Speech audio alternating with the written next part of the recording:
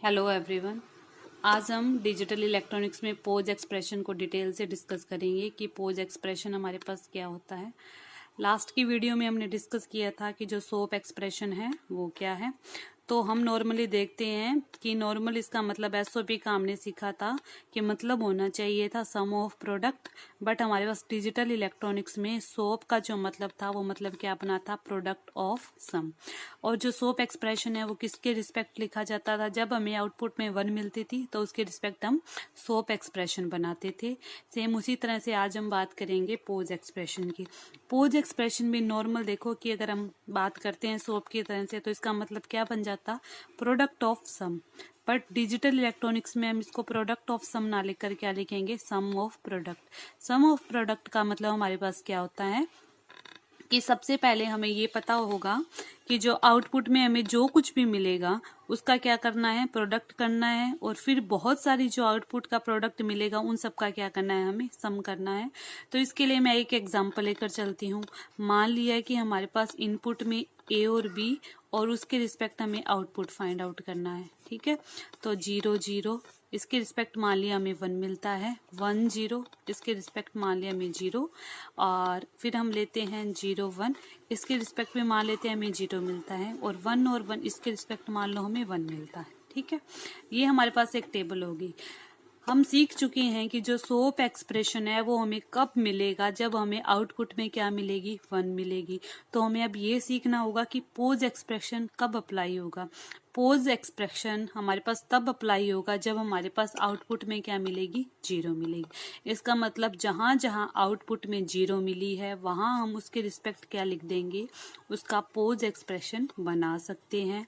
और जब भी आउटपुट में 1 मिलेगी तो उसका पोज एक्सप्रेशन नहीं लिखा जाएगा, उसका क्या लिखा जाएगा, सोप एक्सप्रेशन लिखा जाएगा। ठीक है, ये ध्यान रखना है। तो 1 के रिस्पेक्ट हम क्या लिखेंगे, सोप लिखेंगे, और 0 के रिस्पेक्ट हम क्या लिखेंगे, पोज लिखेंगे।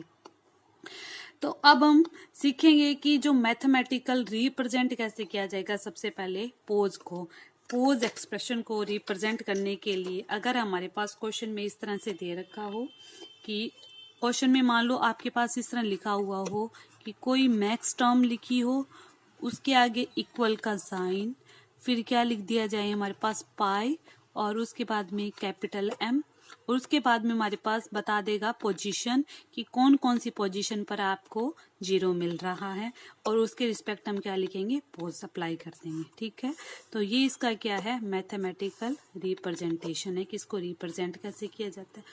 थर्ड, अब हम बात करते हैं कि जो हमारा पोज एक्सप्रेशन है उसको कैसे अप्लाई करेंगे।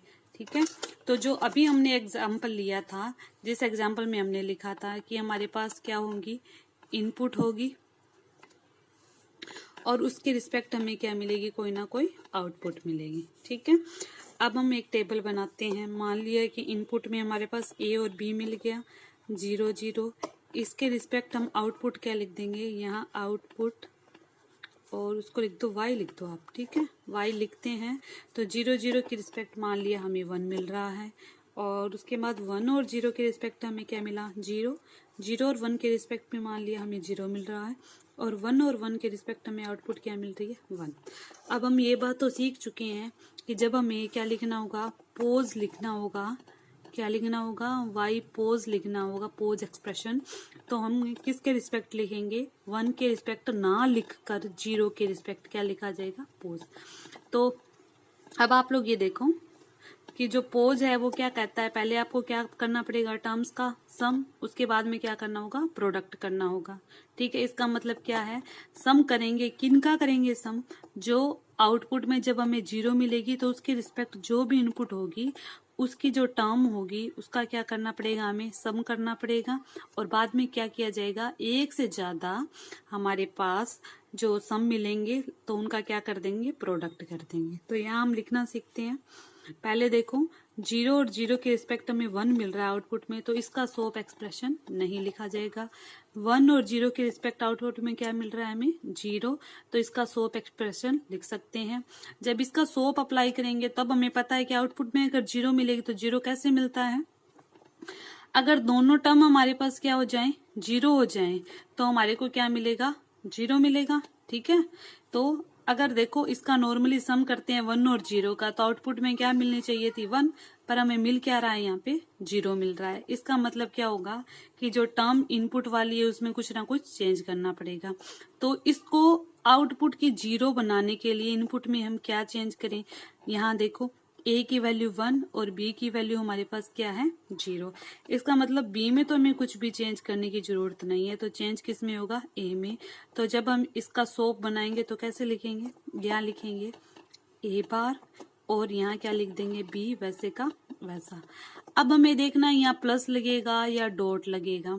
तो सबसे पहले हम देखो कर क्या रहे हैं, हम कर रहे हैं पोज एक्सप्रेशन। तो पोज क्या कहता है, पहले आप क्या करो, जो भी टर्म्स मिलेंगे उनका सम करो। तो हम बीच में यहाँ पे क्या लगा देंगे, सम का साइन लगा देंगे। ये इसका क्या बन गया, पोज एक्सप्रेशन। अब हम बात करते हैं नेक्स्ट टर्म का। नेक्स्ट देखो हमारे पास क्या मिल रहा है, a की वैल्यू 0 हो रही है, b की वैल्यू 1 हो रही है और इसके रिस्पेक्ट आउटपुट क्या मिल रही है 0। इसका मतलब इसका भी क्या लिखा जाएगा, पोज एक्सप्रेशन लिखा जाएगा। जब इसका पोज एक्सप्रेशन लिखेंगे तो a में तो कुछ भी चेंज करने की जरूरत नहीं है, a वैसे का वैसा। और b में क्या चेंज कर देंगे, b की वैल्यू 1 है, तो जब हमें आउटपुट में 0 चाहिए तो यहाँ क्या बना देंगे 0। तो इसके लिए यहाँ क्या लिखेंगे b बार। पोज एक्सप्रेशन लिख रहे हैं तो सबसे पहले क्या होगा, सम होगा, तो इन दोनों के बीच में सम का साइन लगा देंगे। लास्ट टर्म देखो 1 और 1, उसके रिस्पेक्ट आउटपुट भी 1, तो इसका सोप लिखा जाएगा, बट इसका पोज एक्सप्रेशन कभी भी नहीं लिखा जाएगा। तो इसके रिस्पेक्ट हम कुछ भी पोज एक्सप्रेशन नहीं लिखेंगे।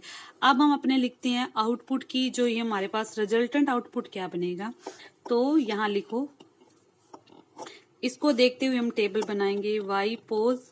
अब हमें यहाँ देखो कि हमने पोज में सबसे पहले क्या करना था, सम करना था, तो सम हम टर्म्स का आपस में कर चुके। देन सेकंड स्टेप क्या कहता है कि आपको इस तरह एक से ज्यादा आउटपुट मिल जाए, ये पहली ब्रैकेट और ये दूसरी ब्रैकेट, मतलब आपको 2 ब्रैकेट मिल जाए या 2 से ज्यादा मिल जाए, तो अब आपको क्या करना है, उन ब्रैकेट्स का प्रोडक्ट करना है। तो कैसे लिखेंगे, पहले वाला a बार प्लस b और फिर दूसरे वाला ब्रैकेट लिखेंगे हम a प्लस b बार। अब बीच में क्या करना है, सम तो ये हो गया, अब क्या करना है प्रोडक्ट, तो इनके बीच में प्रोडक्ट का साइन लगा देंगे। ये हमारे पास क्या बन गया, पोज का आउटपुट बन गया और रिजल्टेंट आउटपुट बन गई। ठीक है।